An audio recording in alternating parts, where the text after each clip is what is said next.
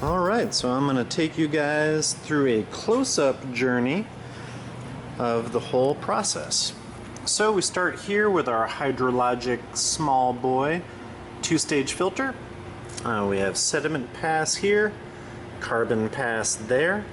So this strips particulates out, and this takes care of our chlorine issues, if any. From here, we just fill the hot liquor tank. As you can see, nothing in there, just a stock pot.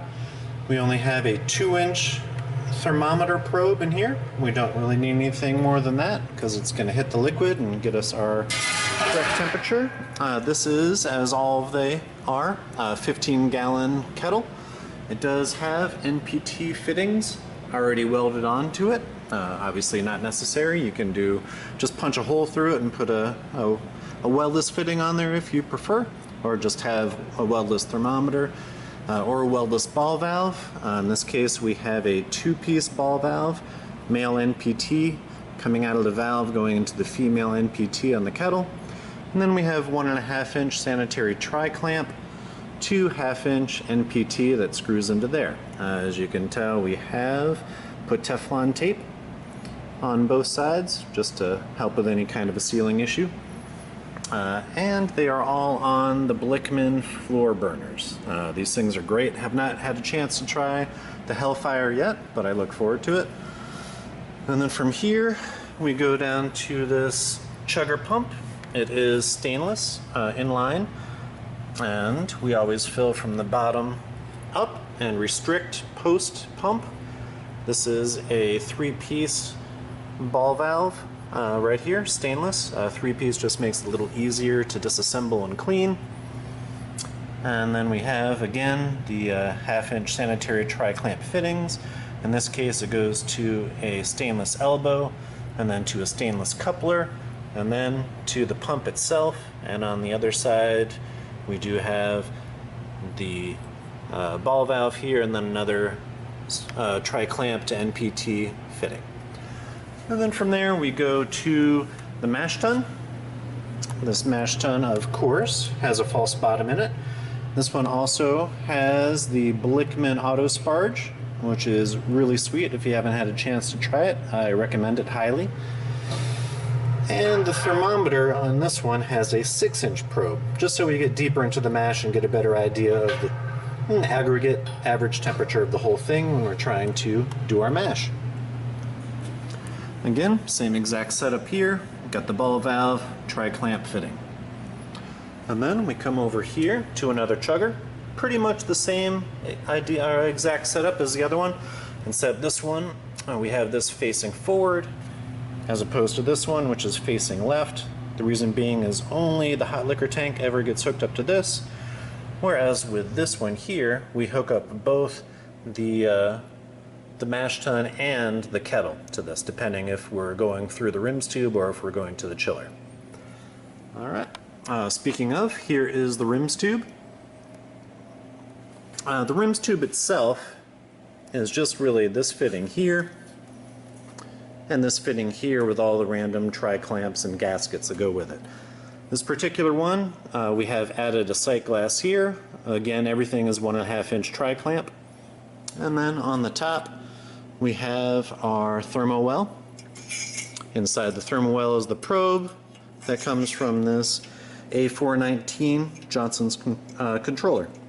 And basically just dial in what temperature you want there, and that sends power in there to that low watt density heating element. This here is the heating element adapter, which is plugged in right through there. And that gets plugged in to the controller here so that it can supply and or cut power to that as needed. Alright, and then we're going to come over here to the kettle, and this is pretty much the exact same thing as our hot liquor tank. The only difference being is that sometimes we will put a bazooka screen or something on there to help filter out any particulates during the boil. And then when that's all done, we come over here to this chiller.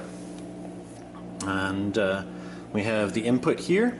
Again, we have 1.5 inch tri-clamped NPT and a stainless elbow here. And then here's the output. On the output, we do have this T here, another T there, and then a 1/2 inch ball valve here. So this is where we restrict the flow. Everything else coming up to this, so that valve will be wide open when we're chilling from the kettle down to the pump. This valve will be wide open, and then we come to here and then we control and restrict the flow post everything here. So we can look at our thermometer here, which is cracked, but ignore that. And then if it's coming out too hot or too cold, we can slow down or speed up the flow. And right here is our it's 1/2 inch NPT oxygenation stone. It is a stainless stone and it is 2 micron. And then just out to here, and from here we will attach our tri-clamp to barb fitting and our high temperature tubing, and then we'll go to a fermenter, which is not here right now. And it is all on this heavy duty stainless wire cart that has casters so we can wheel it around places. We do have it reinforced right here with this diamond plating just to help kind of take all the weight and distribute it a little more evenly. Underneath, you can tell that we did, if you can see that, we put some little angle iron on there just to help reinforce it a little bit and take some of the weight. And then in the back here, we do have all of the separate burners tying into this pipe here.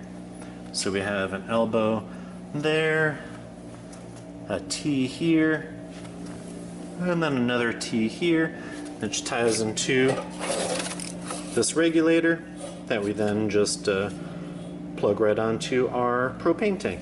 And that way we don't have to worry about switching tanks or having multiple tanks during a brew session.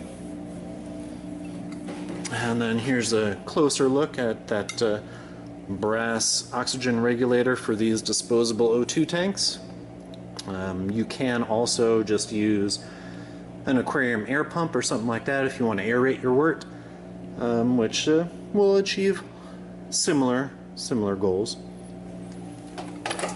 And then in line with it, we also have this sanitary air filter. Here is a look at our stand here for the rims tube. It has these little clamps that mount onto it.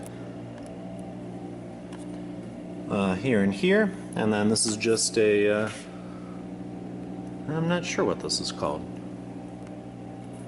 I forget the exact name, but you can find these at any hardware store, just something to easily mount it to. And then we have it welded to this plate metal here.